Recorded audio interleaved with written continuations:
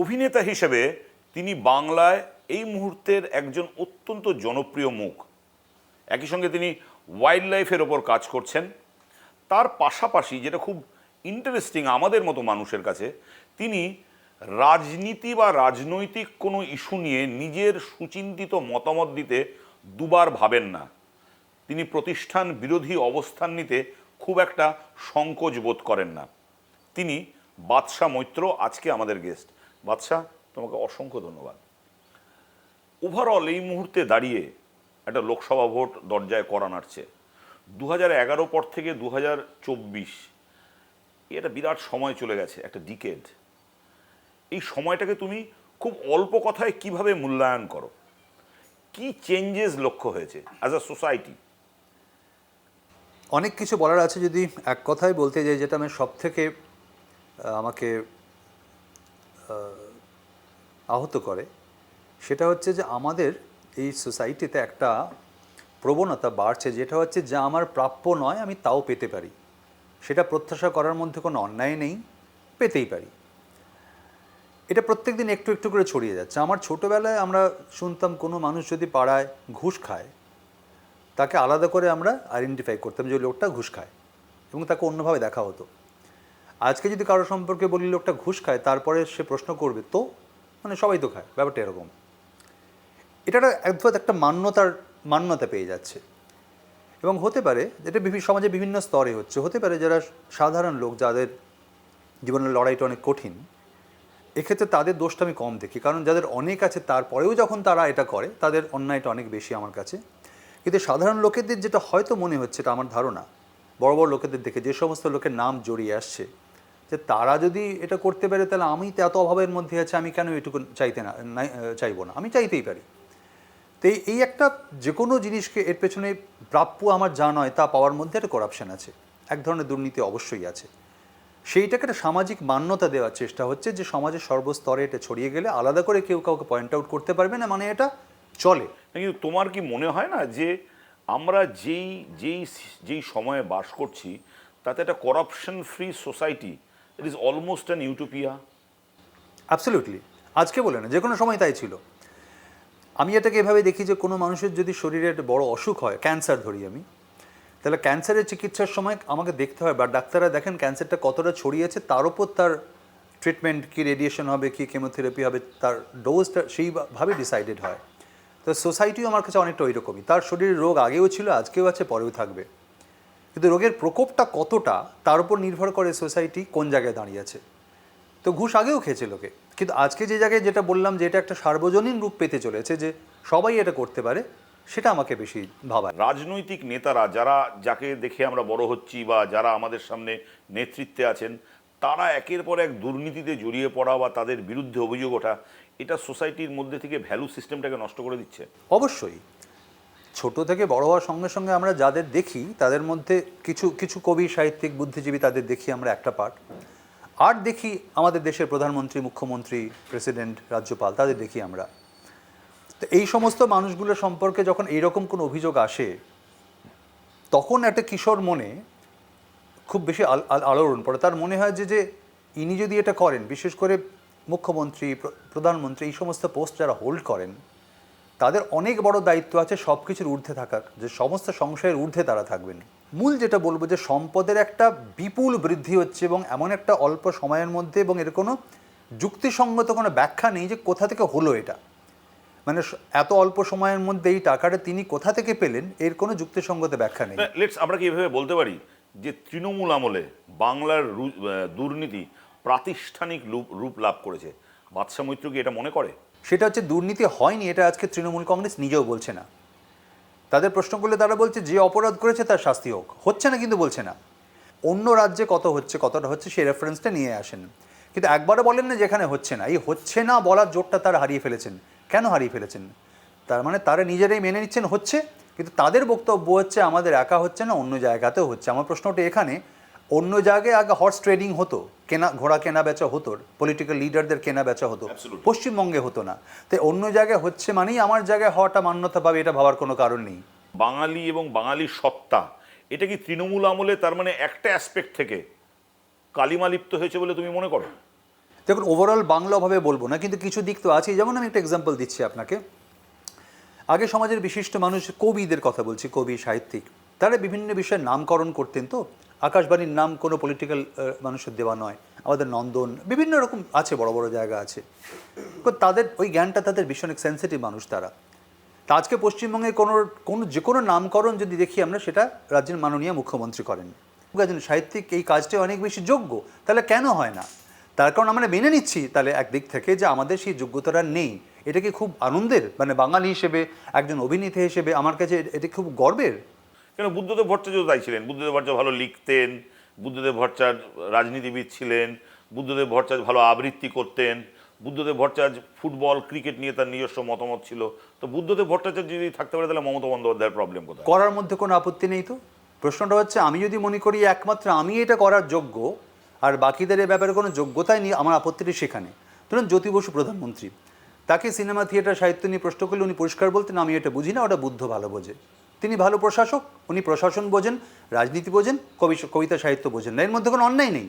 আবার বুদ্ধদেব ভট্টাচার্য কখনোই নিজের নাটক লেখেন বলে, কবিতা লেখেন বলে বা পশ্চিমবঙ্গের সমস্ত নামকরণ, সমস্ত সাহিত্য সভায় তিনি একমাত্র মুখ, এরম তো কোনোদিন দেখিনি আমরা। বাংলা কি, let's call spade a spade, Bangla কি গত 12-13 বছরে তৃণমূল রেজিমে সাংস্কৃতিক অ্যাসপেক্ট থেকে অনেকটা বেশি ছন্ন ছাড়া, অনেকটা বেশি কি বলবো, অনেক অনেক পয়েন্ট কমে গেছে? যদি সত্যি কথা বলতে, সাদাকে সাদা কালোকে কালো বলতে হয়, তাহলে এটা নিয়ে কোনো দ্বিমত নেই। যাদের আমরা রেসপেক্ট করে এসেছি, যে সমস্ত মানুষদের লেখা গান কবিতা নিয়ে আমরা মানে প্রশ্নাতীতভাবে বলেছি ভালো, সমাজের এই সাংস্কৃতিক কর্মকাণ্ডে আমরা তাদেরই বেশি করে দেখতে চাই। যদি তা দেখতে না পাই, এবং যদি দেখি সেখানে পলিটিক্যালি কোনো মানুষ যিনি পাওয়ারফুল, তাকেই সবসময় আমাদের রাজ্যের ক্ষেত্রে মাননীয় মুখ্যমন্ত্রী, যদি সবসময় সেটাই শেষ কথা হয়, আমার বাঙালি হিসেবে এটাকে মানতে অসুবিধা। এবং আমি মনে করি সেক্ষেত্রে এটা একটা জাতি, বাঙালির মতো জাতি, যার সংস্কৃতি নিয়ে এত গর্ব ছিল, তার জন্য এটা খুব ভালো প্র্যাকটিস নয়। বাঙালি বুদ্ধিজীবীর মেরুদণ্ড কি ভেঙে গেছে? মানে বুদ্ধির সঙ্গে যার দার্শনিক প্রজ্ঞা আছে, আমার কাছে সেই বুদ্ধিজীবী। কারণ বুদ্ধি তো সবার আছে, আমারও বুদ্ধি আছে, আপনারও বুদ্ধি আছে, সবার বুদ্ধি আছে, বুদ্ধি নেই এরকম কোনো মানুষ নেই। কিন্তু দার্শনিক প্রজ্ঞা সবার থাকে না, রবীন্দ্রনাথের মতো মানুষের থাকে। তাই তিনি যখন মুক্তধারা লেখেন, যন্ত্র সভ্যতার ধ্বংসাত্মক গ্রুপটা যখন লেখেন অত বছর আগে, আজকে এসে আমরা বুঝতে পারি যন্ত্র সভ্যতা আমাদের কোথায় নিয়ে যাচ্ছেন। তিনি যখন রক্তকরবী লেখেন অত বছর আগে, আজকে পড়তে গিয়ে আমরা বুঝতে পারি রক্তকরবী কতটা প্রাসঙ্গিক। এই যে দার্শনিক প্রজ্ঞা, এটা সবার থাকে না, বুদ্ধি সবার আছে। তো পশ্চিমবঙ্গেই এই বুদ্ধিজীবী যাদের দার্শনিক প্রজ্ঞা এবং বুদ্ধি ছিল, তারা ছিলেন, এবং তারা আমাদের শঙ্খ ঘোষের মতো মানুষ। মানে একটা সময় সিঙ্গুর নন্দীগ্রাম প্রসঙ্গে বিভিন্ন বিষয়ে হয়তো আমি তার দ্বিমত পোষণ করেছি, কিন্তু এটা নিয়ে কোনো দ্বিমত নেই, শঙ্খ ঘোষ আমাদের সময়ের একজন শ্রেষ্ঠ বুদ্ধিজীবী, কোনো দ্বিমত নেই। সেই মানুষের সংখ্যা কোথায়? মানে এই মুহূর্তে পশ্চিমবঙ্গে বুদ্ধি আছে এবং তার দার্শনিক প্রজ্ঞা আছে, দুইয়ের মিলিয়ে যে তুমি যাকে বলতে চাইছো কোট আনকোট বুদ্ধিজীবী, বাংলায় এই মুহূর্তে সেরকম বুদ্ধিজীবী নেই। মানে নেই বলবো না আমি, নিশ্চয়ই আছেন। যেমন ধরুন আমি বলছি যে অমর্ত্য সেন বাঙালি, আমি তাকে বাংলার মানুষ হিসেবে আমি বলছি বাংলা এই মুহূর্তে আমাদের দৈনন্দিন জীবনে এরকম 3-4 জন নাম তুমি বলতে পারবে? ভাবতে হবে সত্যি। মানে যেই বাংলা মানে যাদের আমরা সবসময় দেখছি, যাদের কথা শুনছি, তাদের মধ্যে হলে ভাবতে হবে। তার বাইরে হয়তো অনেক, আমি তো জেলা শহরে আমার যদি খুব ব্যক্তিগত যোগাযোগ আছে, অনেক কবিকে চিনি, সাহিত্যিককে চিনি, যাদের দার্শনিক প্রজ্ঞা এবং বুদ্ধি অসম্ভব ভালো, কিন্তু তারা সমাজের কোনো কিছু ডিটারমিন করেন না। তারা বুঝতে পেরেছি। মানে আমি এইভাবে বলতে, যারা ডিটারমিন করেন, যাদের আমরা দেখতে পাই, যাদের কথার দাম আছে, ভ্যালু আছে, সেই মানুষগুলোর মধ্যে এই মানুষগুলো খুঁজে পাই না যার বুদ্ধি এবং দার্শনিক প্রজ্ঞা আছে বলে। মানে যেটা বাঙালি কি তার প্রতিবাদী চরিত্র হারিয়েছে? একটা অংশ তো বটেই, কিন্তু যাদের নিয়ে আমরা কথা বলি, নাচানাচি করি, রোজ দেখি, সংবাদপত্র দেখি, তাদের কাজকর্মের কথা যদি বলি, তাহলে তো সেটা খুব আশাব্যঞ্জক নয়। না, বাঙালি কেন, এই যে বাঙালির একটা সেকশন যারা একটা সময় খুব গুরুত্বপূর্ণ রোল প্লে করেছে, তারা তাদের প্রতিবাদী চরিত্রটা হারিয়ে ফেললো কেন? শাসকের ভয়ে, আমার যেটা মনে হয় যে ফ্রি, মানে একটা ফ্রি স্পিরিট, যেটা মুক্ত চিন্তার স্বর্গরাজ্য ছিল বাংলা।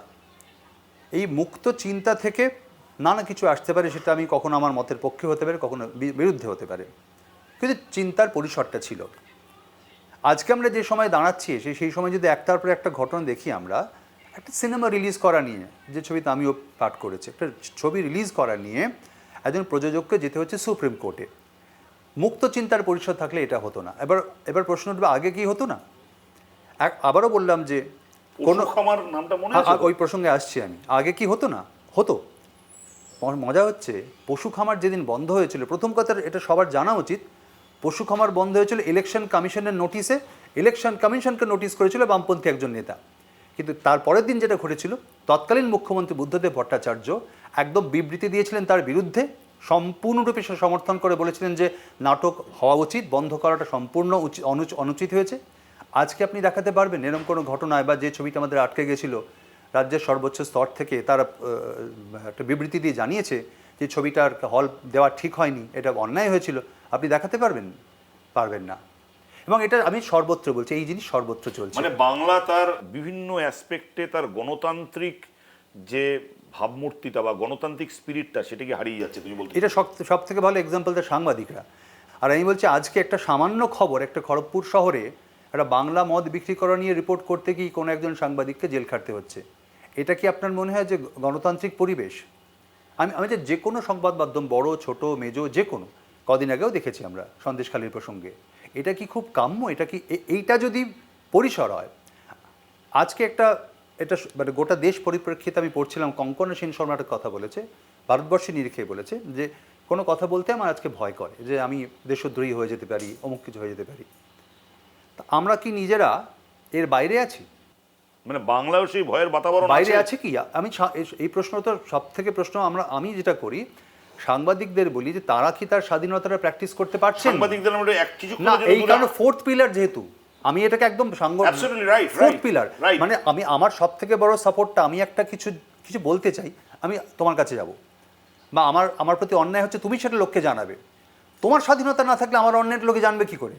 সেটা যদি সংকুচিত হয়, সেখান থেকে আমার মনে ভয়টা ঢুকতে বাধ্য। আমি এই প্রসঙ্গে বললাম যে আমি একজন সাধারণ লোক, কি কবি, কি সাহিত্যিক, আমার তখন মনে হবে যে সংবাদ মাধ্যম তার তো একটা সাংবিধানিক এক ধরনের একটা সাপোর্ট আছে। বাংলায় কি সেই ভয়ের পরিবেশটা তৈরি হয়ে গেছে, নাকি এটা ওভার স্টেটমেন্ট হয়ে যাবে? আমার তো ওভার স্টেটমেন্ট মনে হয় না। এই কারণে মনে হয় না, আমি ধরুন সন্দেশখালী ঘটনার প্রসঙ্গে বলি, আমি এই সন্দেশখালী নিয়ে কে কিসে প্রতিবাদ করবে না করবে তার ব্যাপারে, এটা নিয়ে আমার কোনো বক্তব্য নেই। কিন্তু কিছু, মানে ধরুন নন্দীগ্রামের গুলি চলেছে, নন্দীগ্রামের গুলি চালনা নিয়ে মানে একজনও নেই, মানে পক্ষে বিপক্ষে, ডান দিকে বাঁ দিকে একজনও নেই যেটাকে যারা সমর্থন করবে। প্রশ্নটা ছিল সেদিন যে মিছিলটা হয়েছিল, সেই মিছিলে যে এখানে হেঁটেছিলেন মৃণাল সেন, বক্তব্যটা ছিল যারা ঘর ছাড়া তাদেরও ঘরে ফেরার অধিকার আছে। কোনো মিছিল কোনো গুলি চালানোর সপক্ষে নয়, এটা গুলিয়ে দেওয়া হয়েছে। কিন্তু আজকে সন্দেশখালীর বুকে যে মহিলাদের সাথে যে ঘটনা, মহিলা পুরুষ নির্বিশেষে যা ঘটেছে, কেন দলমত নির্বিশেষে, কেন বুদ্ধিজীবী শিল্পী সাহিত্যিকরা বেরিয়ে এসে বলতে পারলো না যেটা ঠিক হয়নি? কেন তাদের ভাবতে হচ্ছে? আমি বলছি কোনো দলের হয়ে বলতে হবে না, তারা তো ওখানে যেতে পারতেন, ঠিক যেভাবে নন্দীগ্রামে গিয়েছিলেন, ঠিক যেভাবে সিঙ্গুরে গিয়েছিলেন, দল বেঁধে গিয়েছিলেন। আমিও গিয়েছিলাম সন্দেশখালী, ঠিক যেভাবে ওইখানে গিয়েছিলাম এখানেও গিয়েছি, আমি আমার বক্তব্য জানিয়েছি। তাদের অন্য কোনো বক্তব্য থাকলে তারা জানাতে পারতেন, কেন গেলেন না? কেন গেলেন না? আইদার ভয়ে অথবা তারা বিকিয়ে গেছে। আমার কাছে সবাই বিকিয়ে গেছেন বলবো না, ভয়টা আমার কাছে অনেক বেশি ইম্পর্টেন্ট ফ্যাক্টর এখানে। এই কঙ্কনার কথা প্রসঙ্গে বলবো আমি, যে ওই লিখেছে যে আমরা এখনো পর্যন্ত কিন্তু একটা, তাহলে তোমার সঙ্গে কথা বলে একটা স্ট্রাকচার পাচ্ছি যে বাংলায় একটা ভয়ের পরিবেশ তৈরি হয়েছে বলে মুক্ত চিন্তার যে ডেলিভার করা, মুক্ত চিন্তা তুলে ধরা, বিভিন্ন বিষয়ে মতামত দেওয়া, সেই স্বাধীনতার স্পেসটা অনেকটা সংকুচিত হয়েছে বলে তুমি মনে করছো। বাংলায় যে ইন্টেলেকচুয়াল স্পেস, সেটা বাঙালি অনেকটা হারিয়ে ফেলেছে তুমি বলছো। বাংলায় সমস্ত কিছু এখন এক ব্যক্তি দ্বারা কন্ট্রোল হচ্ছে তুমি মনে করছো। তার মানে বাংলা যে একটা বাঙালি বলতে যে আমরা একটা আলাদা আইডেন্টিটি, তুমি যেই কথাগুলো বলছো তাতে তো বাঙালি এই মুহূর্তে দাঁড়িয়ে অতীতের জীবাশ্ম মাত্র। না, আমি বলছি, আমি আবার প্রথমে বলছি সমস্ত বাঙালিকে আমি ধরবো না, মেজরিটির কথা বলছি। সেকশন যাদের কাছে আমাদের প্রত্যাশা বেশি, যাদের আমরা অন্যভাবে দেখেছি, এটা কোনো রকেট সায়েন্স নয়, এটা বুঝতে কোনো রকেট সায়েন্স পড়তে হবে না। আমি বলছি আমার পাশের জেলা সুন্দরবন, যে ঘটনাটা এক দিনের পর দিন ঘটে গেছে সেটা এরমভাবে প্রকাশ্যে আসার পরেও যদি কোনো মানুষ এটা নিয়ে একদম চুপ করে থাকতে পারে, যারা নন্দীগ্রাম সিঙ্গুর প্রসঙ্গে গিয়েছেন এবং আমি মনে করি তাদের যাওয়ার অধিকার ছিল, 100 বার গিয়েছেন, আগামী দিনে যে কোনো পক্ষে তারা আবার যেতে পারেন। কিন্তু একইভাবে আমি একইভাবেও বলবো না যে মহিলারা এই আলোর আন্দোলনটা আমার কাছে অত্যন্ত ইম্পর্টেন্ট ছিল। মহিলারা যেভাবে রাস্তায় বেরিয়ে এসে সন্দেশখালীন আন্দোলনটা গড়ে তুলেছিলেন, মহিলারা তাদের পাশে দাঁড়ানোর নৈতিক কর্তব্য কি বাঙালি বুদ্ধিজীবীদের ছিল না? বর্তমান যে শাসক দল বাংলার, আমরা তো তাকে দেখছি যে সোশ্যাল ওয়েলফেয়ার মেজার্স, লক্ষ্মীর ভাণ্ডার, কন্যাশ্রী, একাধিক পদক্ষেপ, বিধবা ভাতা, আমরা দেখছি যে বাংলার মহিলা সমাজকে দুহাত ভরে দিচ্ছে এবং তারা দুহাত ধরে তাকে স্বাগত জানাচ্ছে। আমি বলছি একটা সোসাইটি, তুমি যেমন এই অবক্ষয়গুলোর কথা বললে, আমি যদি এটাকে সত্যি ধরি তাহলে কিন্তু আরেকটা প্যারাডাইম আছে যে যেখানে দেখা যাচ্ছে যে প্রচুর মেটেরিয়াল ডেভেলপমেন্ট হচ্ছে, বাঙালি মহিলা আইডেন্টিটি তারা খুব রেসপেক্ট পাচ্ছে বাই দ্য গভর্নমেন্ট, এবং প্রচুর প্রকল্প হচ্ছে যে বাঙালি হোলসেল সামগ্রিকভাবে একটা উন্নয়নের জায়গায় যাচ্ছে। এটা কি তুমি বাঙালির তো এটা নিয়েই প্রশ্ন তোলা উচিত। প্রশ্ন হচ্ছে এটা, লক্ষ্মীর ভাণ্ডার কেন সরকারের ইচ্ছাধীন হবে? ইউপিএ 1 যখন 100 দিনের কাজের অধিকার করেছিল, সেটা তার আইনি অধিকার তৈরি করেছিল। গভর্নমেন্ট চেঞ্জ হতে পারে কিন্তু তার অধিকার কমবে না, সে কোর্টে যেতে পারে। আজকে আমরা তৃণমূল কংগ্রেসের বিভিন্ন মিটিং মিছিলে শুনি তারা বলছেন যে লক্ষ্মীর ভাণ্ডার পেতে গেলে আমাদের রাখতে হবে। কেন? তার কারণ ওটা কোনো সাংবিধানিক অধিকার নয়, ওটা দয়া। তাই 100 দিনের কাজের যে অধিকার ইউপিএ 1 গভর্নমেন্ট বামেদের সমর্থন নিয়ে তৈরি করেছিল, লক্ষ্মীর ভাণ্ডারকে আমি আবারও বলছি এটা আইনের অধিকারে পরিণত করা উচিত, কিন্তু করবেন না। কেন করবেন না? কারণ আইনের অধিকার হয়ে গেলে তখন এটা বলা যাবে না যে আমি না থাকলে কে দেবে, ওটা আইনের অধিকার হয়ে যাবে তখন। কিন্তু একদম সিপিএম কথা মনে হচ্ছে। দেখো সিপিএম কথা, সিপিএম কথা কেন যে ক্রিটিসিজমের জন্য ক্রিটিসিজম মনে হচ্ছে না? আমার কারণ মনে হচ্ছে লক্ষ্মীর না। ভাণ্ডার কিন্তু একটা বিরাট সংখ্যক মহিলাকে একটা একটা মানে সমাজে তার একটা আইডেন্টিটি দিয়েছে, যে যে কিছুই উপার্জন করে না তার 1200 টাকা সে পাচ্ছে। অমর্ত্য সেন কি সিপিএম করেন না? নন তো।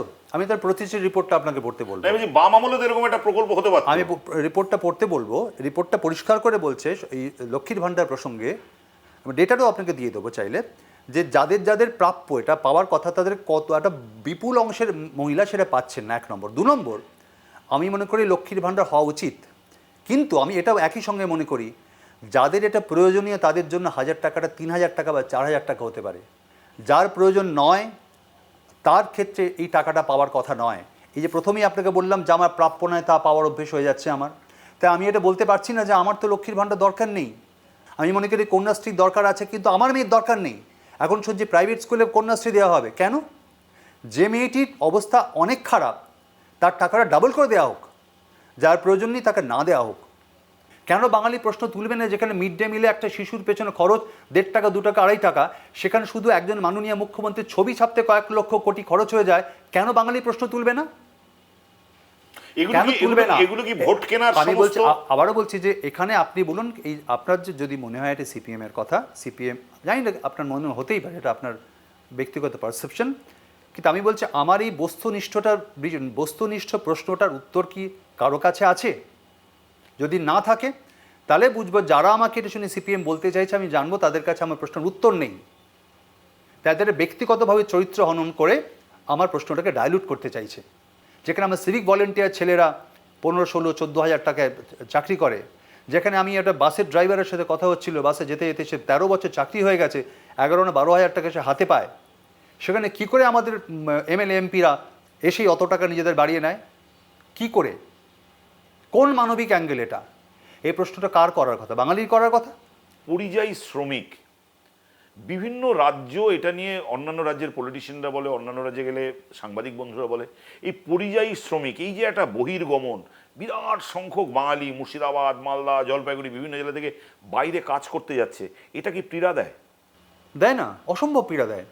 এই বাইরে যাওয়াটা দুটো কারণ, মানে আমাকে পীড়া দেয়। একটা হচ্ছে এই যে পরিবার থেকে একজন মানুষ তার স্ত্রী, তার সন্তান, তার বাবা, তার মা সবাইকে ছেড়ে, এটা 1 নম্বর। 2 নম্বর হচ্ছে বাইরে যে পরিবেশে তারা থাকে, গ্রামের মানুষ কিন্তু এরকম শহরের মতো ঘুপচি ফ্ল্যাটের মধ্যে থাকে না, কিন্তু ওই লোকটা যখন ব্যাঙ্গালোর হায়দ্রাবাদে কাজ করতে যায় তখন একটা ছোট্ট ঘরের মধ্যে 5 জন 7 জন, জব সিনারিওটা তোমাকে ভাবায় না? খারাপ বলেই তো যায়। খারাপ কাজ নেই বলে যায়। কেন যায় তারা? এটাই তো বললাম যে এত এত ওই গ্রামগুলো খালি কেন। এবং তাতে আরেকটা জিনিস হচ্ছে, এই সন্দেশখালী সব পুরুষশূন্য গ্রাম, আপনি যান, আমি গিয়েছি তো। পুরুষশূন্য গ্রাম হওয়ার জন্য ডিপেন্ডেন্স তৈরি হচ্ছে পলিটিক্যাল লোকদের ওপর। কারণ কোনো প্রশাসন, কোনো পুলিশের পক্ষে এটা বলে লাভ নেই, চাইলেও প্রত্যেকটা ঘরে ঘরে নিরাপত্তা দেওয়া সম্ভব নয়। সেই ইনফ্রাস্ট্রাকচার আমাদের নেই, কোনো রাজ্যেরই নেই। দায়িত্ব এসে পড়ে লোকাল যারা নিয়ন্ত্রণ করে রাজনীতি, ওখানকার পলিটিক্যাল লিডার তাদের যারা সাগরেদ আছে। এনারা হেল্পলেস জায়গায় আমার রাজ্য পৌঁছে যাবে এবং সমস্ত হাজার হাজার ছেলে পুরুষ মানুষ তারা সব বাইরে গিয়ে পরিযায়ী শ্রমিক হবে। এটা কি কারো ভালো লাগে? আপনি বলুন না। এবং 100 দিনের কাজ আমাদের রাজ্যে বামফ্রন্টের আমলে ত্রিপুরায় কোথায় দেখিনি আমরা। কবে এই সমস্যাটা তৈরি হয়েছে দেখুন না, কিন্তু 100 দিন আমলে 100 দিনের কাজ বামফ্রন্টের ব্রেন চাইল্ড হলেও তৃণমূল আমলে কিন্তু 100 দিনের কাজের ডেলিভারি অনেক বেশি হয়েছে। না, ডেলিভারি না, ব্রেন চাইল্ড বলছি না। ব্রেন চাইল্ড হওয়ার সঙ্গে সঙ্গে অ্যাপ্লিকেশন হওয়াতখানি জটিলতা তৈরি হয়নি। আজকে জটিলতা কেন হলো? তাই দিল্লি থেকেও যদি কোনো টাকা কাউকে দেওয়া হয়, তার দায়িত্ব আছে সে টাকার হিসেব চাওয়া, সে যে দলেরই হোক। আজকে বিজেপি, কালকে অন্য দল হতে পারে, আমি একই কথা সেদিনও বলবো। আর যদি সেই হিসেব না ফেরত চায়, না পায়, অধিকার আছে, রাজ্যেরও আছে। রাজ্যের ক্ষেত্রে প্রশ্ন করবো আমি, যে এই যে ক্লাবগুলোকে টাকা দেওয়া হয়, পুজোকে টাকা দেওয়া হয়, পুজো কমিটিকে, কোন হিসেব চাওয়া হয়? কন্ডিশন কি? পুজো কমিটিকে যে টাকা দেওয়া হয় তার কন্ডিশন তো একটাই, পুজো প্যান্ডেলের সামনে মাননীয় মুখ্যমন্ত্রী একটা ফ্লেক্স টাঙানো থাকবে। এটা একটা কন্ডিশন। পাবলিক ফান্ড পাওয়ার হতে পারে। আচ্ছা, আমি খুব শেষ প্রান্তে চলে এসেছি। এই রাম বাম মিশে যাওয়া, এটা কি তুমি বাই করো? একেবারেই না, একেবারেই না। আমি মনে করি যে বিজেপির সঙ্গে, বিজেপি একটা খুব অর্গানাইজড পার্টি, ফিলোসফি আছে। ফিলোসফিক্যালি যদি তাকে কাউন্টার করতে পারে ভারতবর্ষে একমাত্র বাম। আমার কথা বাদ দিন, আপনি ভারতবর্ষের গ্রেট ইকোনমিস্টরা, ফিলোসফাররা, তাদের বই পড়ুন। এই যে বামের ভোটটা গোটাটা শিফট করে রামে চলে গেল, বামের ভোট রামে যাওয়ার পেছনে আমার ব্যাখ্যাটা আমি বলতে পারি। যখন এই বামের ভোটটা রামে গিয়েছিল, তখন একটা কথা চালু হয়েছিল যে এবার রাম, পরের বার বাম। যদি এই কথাটাকে ডিকোড করেন, একটা সুন্দর সহজ ব্যাখ্যা আসে। রাম রাম মানে বিজেপি অর্থে বলছে আমার চয়েস নয়, এদেরকে তাড়াবার জন্য ওদেরকে আনছি, তারপরে বামে যাব। তার মানে বাম আমার ন্যাচারাল চয়েস, কিন্তু বামের সেই শক্তি নেই, তাই বিজেপিকে দিয়ে একে সরাবো। তাই বাম থেকে রামে যে ভোটটা গিয়েছিল, it was not a natural choice, compulsion. কম্পালশনটা কী ছিল? এই যে প্রথমে বললাম আপনাকে, তৃণমূল বলছে যে রাজ্যে বিজেপির বা রামের বারবারন্তের জন্য দায়ী সিপিএম। আপনি পরিসংখ্যান দেখান আমায়, পশ্চিমবঙ্গে যতদিন বামফ্রন্ট সরকার ক্ষমতায় ছিল, বিজেপির কটা সিট ছিল? তখন রথযাত্রা হয়নি, বাবরি মসজিদ ভাঙা হয়নি। পশ্চিমবঙ্গে বিজেপি দাঁত ফোটাতে পেরেছিল কবে? এই যে বাইনারি তৈরি হলো যে বিজেপির সঙ্গে লড়াই করার শক্তি শুধু তৃণমূলের একটা অংশ, যেটা বলতে চাইছে যে তারা নাকি বিজেপিকে আটকাতে চাইছে। তাহলে আপনি দেখুন, যত ইম্পর্টেন্ট বিল বিজেপি দিল্লিতে পাশ করিয়েছে, বেশিরভাগ ক্ষেত্রে তৃণমূল অ্যাবসেন্ট। তাই বামে বিজেপির সঙ্গে যদি সত্যিকারের কাউন্টার করা কেউ থাকে লড়াই করার, উইচ ইজ বাম। তৃণমূলের ক্ষেত্রে একটা প্রজেক্ট ওরিয়েন্টেড, এই একটা প্রজেক্ট, এই টাকাটা এখানে দাও, এটা হয়ে গেলে ওটা ওখানে করো, তার কোনো লং টার্ম প্ল্যান নেই। মানে বিজেপির সরকার দেয় আয়ুষ্মান ভারত, আমাদের সরকার দেয় স্বাস্থ্যসাথী, কিন্তু দুটোই ভারতবর্ষের ইকোনমিস্টরা, ভারতবর্ষের মেডিকেল জগতের দিকপালরা বলছে দুটোই মোস্ট আনসাইন্টিফিক। কারণ দুটোই টাকা প্রচুর মানুষ উপকৃত হয়। এইটা এই জন্যই বলেছেন বুদ্ধিজীবীদের প্রয়োজন, তাদের এটা বলার দরকার ছিল যে টাকাটা আসলে একটা প্রাইভেট কোম্পানির কাছে, ইন্স্যুরেন্সের টাকা, আমাদের টাকা একটা প্রাইভেট কোম্পানির কাছে যাচ্ছে, আর ওই টাকাটা খরচ না করে আসলে আমাদের একটা বুনিয়াদি ডেভেলপমেন্ট দরকার ছিল। যে বুনিয়াদি ডেভেলপমেন্ট হলে আমাদের স্বাস্থ্যটা আগামী 10 বছর আরও ডেভেলপড হতে পারতো। পশ্চিমবঙ্গে যেটা স্বাস্থ্য নিয়ে একটা ছোট্ট কথা বলবো আমি, ব্লক লেভেলের অবস্থা খুব খারাপ, ভীষণ খারাপ। যা ছিল সব ডিফাং হয়ে গেছে। এই ডিফাং হওয়ার জন্য যেটা হচ্ছে, ছোট অসুখগুলো বড় হলে তবেই লোককে কলকাতায় আসতে হয় বা জেলায় আসতে হয়। কিন্তু কলকাতা বা জেলায় একজন গরিব মানুষের ডাক্তার দেখাতে শুধু আসা যাওয়ার খরচ আজকের দিনে ধারণা আছে কীরকম বেড়ে গেছে? যে মানুষকে যদি সত্যিকারের স্বস্তি দিতে হয়, তাহলে একদম গ্রামীণ লেভেলে স্বাস্থ্য ব্যবস্থাটা এমন করা দরকার ছিল। লেফটকে মানুষ সময় দিয়েছিল বাচ্চা। আমরা দেখি যে কংগ্রেসকে দেশকে 65 বছর শাসন করলো, এই বিরাট টাইম পেয়েছিল, এগুলো হয়নি। তাই মানুষ রাজ্যে পরিবর্তন করেছিল, কেন্দ্রে পরিবর্তন করেছিল। না, 34 বছরে যা যা হয়নি তা তো 100 বার হয়নি। আর আমার নিজের মত ছিল 2011-য় সে হয়নিগুলো নিয়ে আওয়াজ তোলা। মানে আজকে সুপার স্পেশালিটি হসপিটাল প্রচুর সংখ্যায় হয়ে গেছে। সুপার স্পেশালিটি হাসপাতাল আর হাসপাতালের মানে ফাংশনাল হসপিটাল দুটো আলাদা। একটা পশ্চিমবঙ্গে কটা বিশ্ববিদ্যালয় আছে আপনি দেখুন, প্রচুর নাম বেরোবে। তার সঙ্গে তারপরে প্রশ্ন হচ্ছে আমার, প্রত্যেকটা বিশ্ববিদ্যালয়ের একজন উপাচার্যের নাম বলুন, বলতে পারবেন না আপনি, কারণ নেই। ঠিক আছে, আমি খুব খুব শেষ নেই, পর্যায়ে হসপিটালে একই অবস্থা। আমি খুব ইন্টারেস্টিং জায়গা ছিল, কিন্তু আমাকে সময়ের জন্য আমাকে শর্ট করতে হচ্ছে। পশ্চিমবঙ্গে বাম ফোর্স, লেফট ফোর্সটা, বাম শক্তি, এটা কি রিভাইভাল হওয়া আদৌ সম্ভব? দেখুন, আমি বামপন্থার সমর্থক, সরকারে থাকা না থাকা নিয়ে আমার সত্যি মাথা ব্যথা নেই। ইনফ্যাক্ট যেদিন 2011 যখন তৃণমূল কংগ্রেস ক্ষমতায় এসেছিল, একটা টেলিভিশন চ্যানেলে আমি বলেছিলাম যে খুব ভালো হয়েছে, বামেদের অনেকদিন শাসক হিসেবে দেখেছি, বিরোধী হিসেবে তাদের ভূমিকা দেখার সুযোগ হবে। তাই আমার সত্যি মাথা ব্যথা নেই। সোসাইটি ইম্প্যাক্টটা সাংঘাতিক। ইম্প্যাক্টটা এটাই, আমি বলবো, আমি একটা 4-5টা এক্সাম্পল বলছি। সেটা হলদিয়া বলুন, কি যুবভারতী বলুন, এরকম বক্রেশ্বর বলুন, এই প্রত্যেকটা প্রজেক্টে আপনি দেখুন কোনো কাটমানির গল্প উঠে এসছে কিনা, দেখুন কোনো ব্যক্তিগত মানুষের স্বার্থে এইগুলো ব্যবহার হয়েছে কিনা, আপনি দেখুন, খোঁজ নিয়ে আপনি বলতে পারবেন না। কিন্তু আজকে যে কোনো প্রজেক্টে এবং যে কোনো কাজ শুরু করার আগে, মানে পাবলিক ফান্ডকে যে এইভাবে 9-6 করা যায়, আমি কটা বলবো, কৃষক মান্ডি পশ্চিমবঙ্গে তৈরি হয়েছে, কটা কৃষক মান্ডি ফাংশনাল নয় বলে আজকে সরকার বলছে ওখানে অন্য কাজ করতে। এই পাবলিক ফান্ডের একটা টাকাই তো সরকারের, মানে পলিটিক্যাল যারা রুলার, তাদের ঘরে যাচ্ছে বলে অভিযোগ। সেখান থেকেই তাদের এই পাহাড় প্রমাণ, কারণ পশ্চিমবঙ্গের ব্যবসা নেই, বড় ইন্ডাস্ট্রি নেই, তাহলে তাদের এই বিপুল পরিমাণ আয়টা বাড়ছে কি করে? তার ইনকাম ট্যাক্স দিচ্ছেন, ইনকাম ট্যাক্স। আমার শেষ প্রশ্ন, লোকসভা ভোট পশ্চিমবঙ্গে কি আবার বিধানসভা ভোটের মতো আবার একটা বিজেপি বনাম তৃণমূল, নাকি এবারের লোকসভা ভোটটাও ডিফারেন্ট হতে পারে? খুব আমার নিজের মত একদমই ডিফারেন্ট। এবার লোকসভা ভোটে যেটা আমরা দেখতে পাচ্ছি যে একটা বিরাট ইয়াং ফোর্স বামেদের, দারুণ দারুণ ছেলে মেয়ে। মানে আমি বলি যে স্টার ক্যাম্পেনার বলতে আমরা সবসময় কোট আনকোট সেলিব্রিটিতে ধরি, আমার কাছে স্টার ক্যাম্পেনার তারা, যে ছেলেটি একটা দারুণ রেজাল্ট, পড়াশোনা করে দারুণ চাকরি করতে পারতো, সে সব কিছু না করে এই বাজারে যেখানে একটাও সিট নেই বামেদের, এই বাজারে সে দাঁড়িয়ে বামেদের হয়ে ভোট লড়বো, বামেদের সংগঠন করব, এসএফআইয়ের মেম্বারশিপ নেব। আমার কাছে প্রত্যেকটা স্টার ক্যাম্পেনার, প্রত্যেকটা স্টার ক্যান্ডিডেট।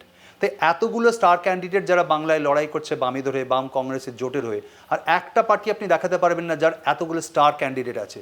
এবার পশ্চিমবঙ্গের মানুষ তারা কি করবেন তাদের ব্যাপার, কিন্তু লড়াইটা বাম এবং কংগ্রেসের যে স্টার ক্যান্ডিডেট তাদের সঙ্গে নর্মালদের হবে। বাকিরা তো নর্মাল, তারা তো সব গাড়ি বাড়ি সম্পত্তি নিয়ে আছে, এরা সব করতে পারতো, না করে লড়াই করছে রাস্তায় নেমে। তো নিশ্চয়ই পশ্চিমবঙ্গের মানুষ এবার লড়াইতে বাম কংগ্রেস জোটকে একটা ইম্পর্টেন্ট জায়গায় রাখবে বলে আমার বিশ্বাস। যারা ভাবছেন যে তৃণমূল কংগ্রেস বনাম বিজেপি এবারের লোকসভা ভোটটা এই একটা বাইনারিতে ভাগ হয়ে গেছে, বাদশা মৈত্র তাদের মধ্যে নিজেকে ধরেন না। তিনি মনে করছেন যে একটা ইউথ ব্রিগেড এবং যারা নতুন করে সব কিছু আবার বদলে দেওয়ার স্বপ্ন নিয়ে ময়দানে নেমেছে, কিছু করে কমে খাওয়ার জন্য নয়, সেই ফোর্সটাও এবারের ভোটে অত্যন্ত প্রাসঙ্গিক। এছাড়াও বাদশা এমনটাও মনে করে যে এই মুহূর্তে দাঁড়িয়ে বাংলার রাজনীতি এমনভাবে করাপশন ড্রিভেন হয়ে গেছে এবং আরও একাধিকভাবে বাংলার রাজনীতির অবমূল্যায়ন ঘটেছে, যা সামগ্রিকভাবে বাঙালি সত্তা, বাংলা এর ওপর একটা নেতিবাচক প্রভাব ফেলছে। বাদশা, আমাদের সঙ্গে কথা বলার জন্য অসংখ্য ধন্যবাদ। আপনাদেরও অসংখ্য ধন্যবাদ এনকে টিভি দেখার জন্য।